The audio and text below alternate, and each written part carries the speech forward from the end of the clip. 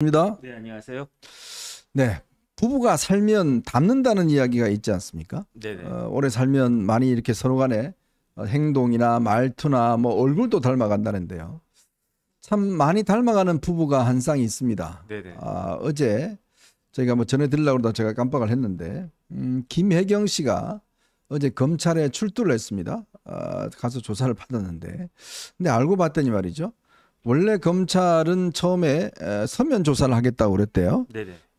그리고 뭐 본인이 필요하면 비공개 출두해도 된다 이렇게 이야기를 했는데 처음에는 비공개 출두할 것 같이 하다가 그 다음에는 직접 나가겠다라고 하다가 그러다가 정작 검찰에 출두해서는 묵비권 행사하고 한마디도 대답하지 않고 다시 돌아갔다는 겁니다. 네네.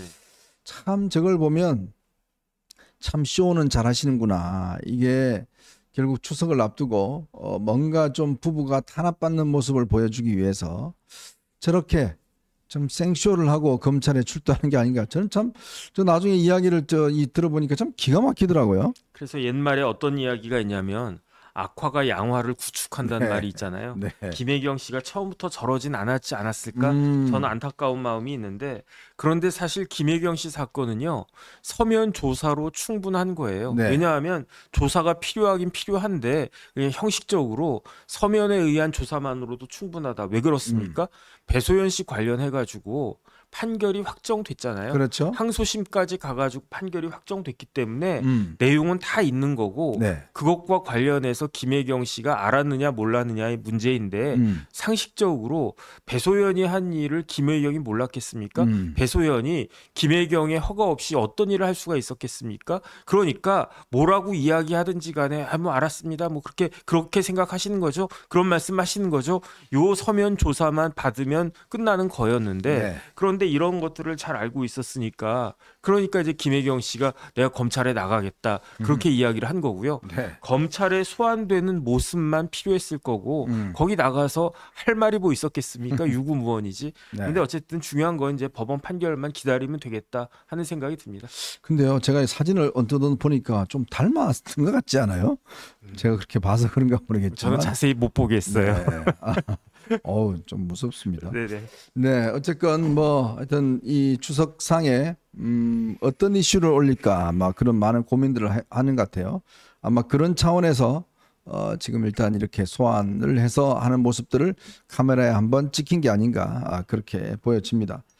자, 그리고 감사원이요 MBC에 대한 오랫동안 감사를 했습니다. 그래서 MBC가 지난 2022년 11월 박문진이 최승호, 박성재 시장 시절에 MBC의 방만 경영을 보고받고도 별다른 관리 감독 행위를 하지 않았다.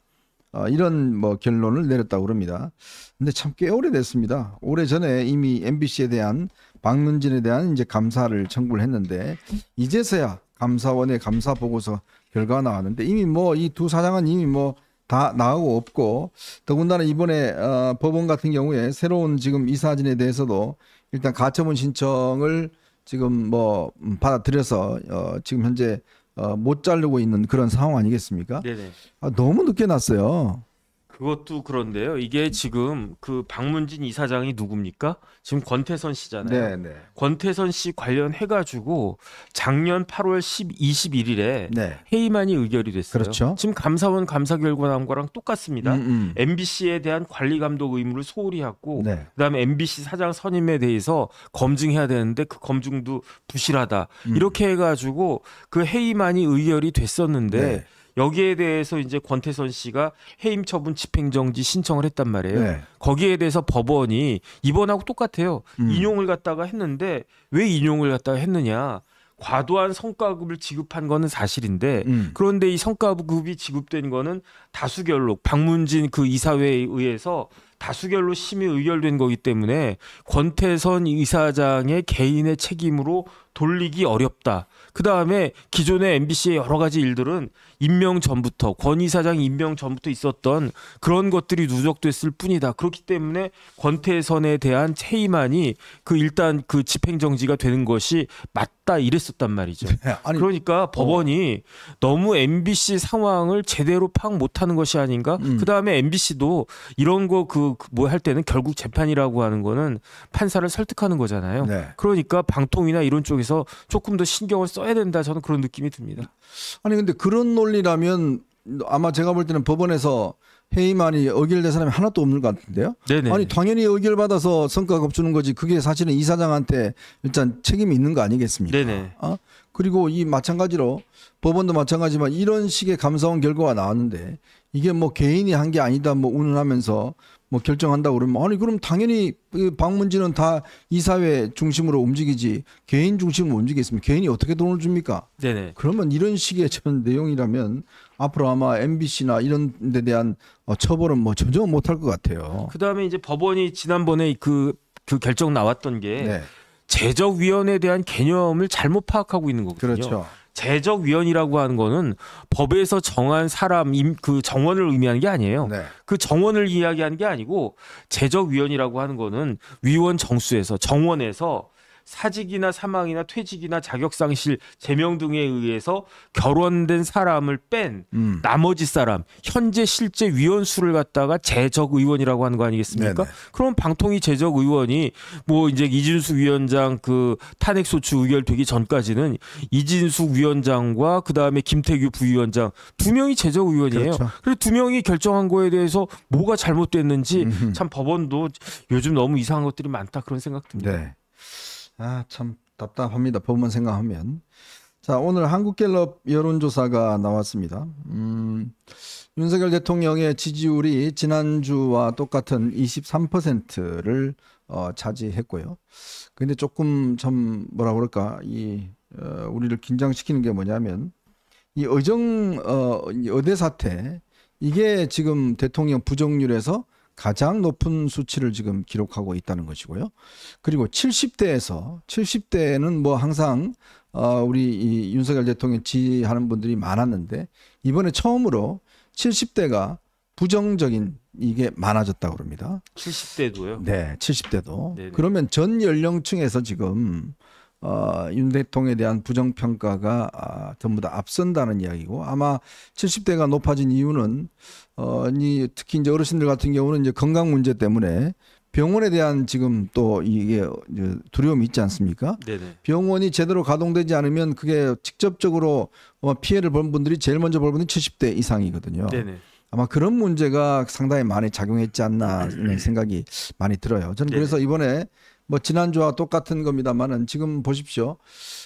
대통령 지지율이 지난해와 올해 쭉 보면 20%를 못 넘고 있습니다. 못 넘고 있고 뭐 대통령실은 뭐 일희일비하지 않겠다 그러는데 일희일비가 아니라 희가 없어요. 그냥 계속 빕니다. 비.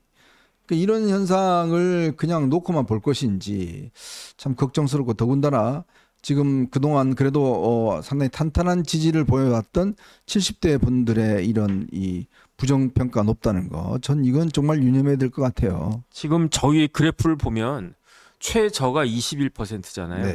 그 다음에 최저에서 끝에서 두 번째가 23%란 말이에요. 그런데 사실은 지난주에 23%였는데 이번 주에 23% 또 나왔다라고 하는 게 야, 어떡하냐 이런 생각이 든다기보다 오히려 아유 그나마 다행이다. 네. 그나마 안도한다. 이런 느낌까지 들지 않습니까?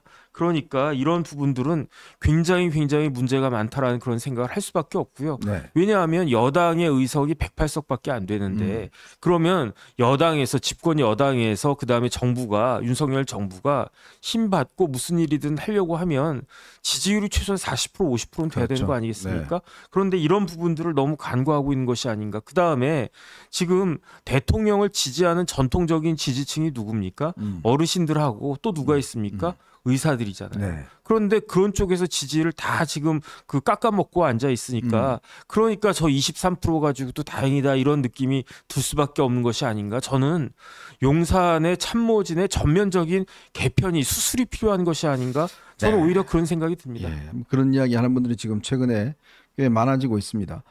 지지율에 신경 안 쓴다. 우리는 그냥 뚜벅뚜벅 간다. 뚜벅뚜벅 어떻게 가요? 대통령은요, 정권은요, 국민의 지지가 없으면 뚜벅뚜벅 갈 수가 없습니다. 그 뚜벅뚜벅 가는 동력이 뭐겠어요? 엔진이 뭐겠어요? 그게 바로 국민들의 지지거든요. 그런 지지를 신경을 써야 되고 왜 떨어졌는지를 면밀히 분석을 해서 올리도록 해야 되는데 대통령부터 나 이마 안 본다, 신경 안 쓴다 하니까 밑에 저 참모들 똑같은 이야기를 하고 있어요. 근데요, 저 대통령실은 검찰이 아닙니다. 그냥 묵묵히 일만 하면 되는 조직이 아니에요. 바로 민심하고 직결되어 있는 조직입니다. 그래서 대통령이 지난 4.10 총선 끝나고 난 다음에 지금부터 정치를 하겠다는 이야기를 하지 않습니까? 근데 정치를 안 하고 있어요. 저는 그런 면에서 보면 이번 지지율, 그래서 아마 오늘 저희가 좀 이제 이야기를 할 거지만 대통령실이 이 의료 사태에 대해서 꽤 심각성을 느끼면서 한동훈 대표에게 꽤 힘을 실어주고 있는 것 같습니다. 오늘 전격적으로 한동훈 대표가 의료 사태와 관련해서 여야와 그다음에 의사와 정부 4인 협의체를 만들자라는 제안을 했고, 이에 대해서 대통령실이 바로 긍정의 어떤 입장을 밝혔습니다. 그리고 또 오늘 추경호 원내대표도 지금 내년 의대 정원 원점에서 재검토할 수 있다라는 이야기를 했습니다. 결국은 이제 이 대통령이 최근 응급실을 다녀오고 참모들을 지금 전부 다 전국 17개 시도에 다 보냈습니다. 그러고 보니까 이게 사태가 심각하다, 여간 심각하게 아니다라는 걸 느끼셨는지 모르겠지만 아마 이 한동훈 대표의 어떤 해결법 이 안들을 지금 전격적으로 좀 수용한 게 아닌가라는 생각이 듭니다. 자, 그래서 오늘 저희가 여러분들과 함께 지금 오늘 좀 전에 아침부터 있었던 이 한동훈 대표가 이야기했던 지금 여야 의정 협의체 만들자, 그리고 원점에서 재검토하자라는 이야기, 여기에 이제 용산도 힘을 실었고요. 아마 야당도 아마 여기 힘을 보탤 것 같습니다. 지금 한 대표의 해법이 좀 힘을 받고 있는 그런 상황 같습니다. 요 이야기 먼저 하고요. 그리고 저는 지금 요걸 발견했어요. 김민석이 최근에 이제 계엄 이야기를 많이 하잖아요. 네네. 근데 그 형인 김민웅이라고 있습니다. 네네. 지금 촛불 시위를 주도하고 있는 인물이죠. 자칭 목사라고 하는데 모르겠습니다. 이런 작자를 목사라고 그래야 될지 모르겠지만 이 김민웅 현재 김민웅 저 형은요 지금 탄핵 펀드를 모금하고 있어요. 지금 뭐 5억인가요? 그 탄핵 펀드를 모금하고 있는데 참 두 형제가 묘합니다. 왜 김민석과 김민웅은 한쪽은 계엄 이야기를 하고 있고 왜 형은 또 탄핵 이야기를 하고 있을까? 그 관계를 한번 여러분과 하고 분석해 드리도록 하겠습니다. 그리고 지금 이 시간 2시부터 대검찰청에서는 김건희 여사 명품백 관련된 수사심의위원회가 열리고 있습니다. 15명의 어떤 이 법률가 등등으로 구성된 위원회에서 지금 하고 있는데 문제는 여기서 어떤 결론을 내느냐가 굉장히 중요할 것 같습니다. 즉 서울중앙지검의 수사 결과가 무혐의가 타당하다라고 내릴지 아니다, 이거는 기소해야 된다라고 내릴지 그 이야기도 한번 전망해 보도록 하겠습니다.